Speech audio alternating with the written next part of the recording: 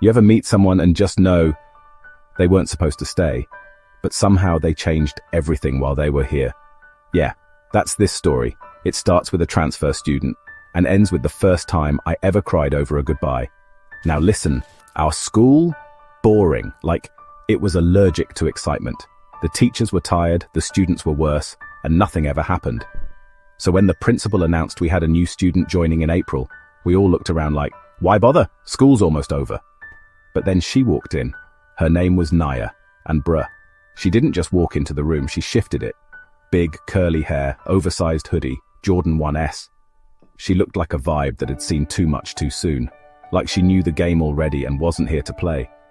She sat at the desk behind me in English class, didn't say much, just opened her notebook and started doodling. At first, I wasn't even thinking about her like that. I just noticed she laughed at the same things I did, like when Mr. Tolu mispronounced colonialism for the 5th time, or when someone's phone rang with a Cardi B ringtone and she didn't even look up, just mouthed the lyrics like she'd been waiting for it. We kept bumping into each other between classes, by the vending machine, on the same bus route home. And one day, I just spoke. Yo, you always got your headphones in. What you listening to? She looked at me like I just asked her for her Netflix password. But then she said, depends. Are you trying to copy my playlist or actually talk? I said both. She laughed, and I swear it was the first real laugh I'd heard all week. From that moment, we were tight. We sat together at lunch, shared snacks, roasted people in the hall under our breath, and swapped music like it was currency. She had this confidence. Not loud or dramatic, just calm. Like she'd been through stuff and decided to protect her peace at all costs. One time I asked her, you always move like you're ready to disappear. She smiled and said, that's because I usually do. I didn't know what that meant yet, but I would soon. Fast forward a few weeks. It's late May, exams coming up, and I'm not gonna lie, I'm fully in my feelings. I was starting to catch them, hard. The way she'd tilt her head when she was thinking. The way she'd talk to the lunch ladies like they were queens. The way she listened when nobody else did. But I kept it to myself. Because why ruin a good thing, until the day it ruined itself? We were sitting under the big tree behind school, our usual hangout spot. She had her head leaning on my shoulder, earbuds in, one in her ear, one in mine. Out of nowhere, she says, I'm leaving next week. I thought she meant early for the summer or something. I said, what, you skipping exams? She shook her head. Nah, leaving. My mom's job moves us around. This was always temporary. Temporary. That word hit like a slap. I just sat there, didn't know what to say. What do you even say to that?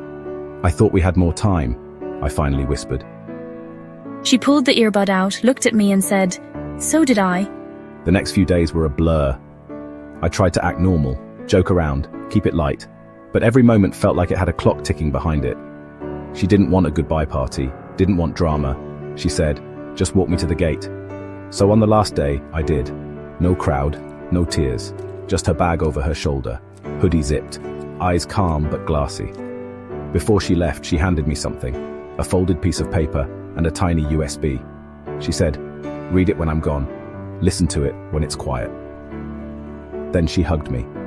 Not a quick side hug, a real one that said everything words couldn't, and then she was gone. I waited until that night. I unfolded the paper. It was a playlist, 25 songs, all titled like chapters. The first one, For When You Realize I Was Never Just a Friend. I plugged in the USB. Her voice came through my speaker. Hey, if you're listening, I'm probably on a plane or halfway across the country. I didn't say everything I wanted to, because if I did, I might not have left. But you made this place feel like home. And if we ever find our way back to each other, I hope you still laugh at dumb jokes and remember my favorite song. Track 7, by the way, that's your song now. Track 7 was a soft, sad, beautiful song I didn't even know, but now, every time it plays, I see her. It's been months.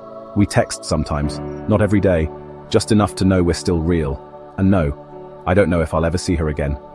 But I do know this. Some people come into your life not to stay, but to wake you up. And she did.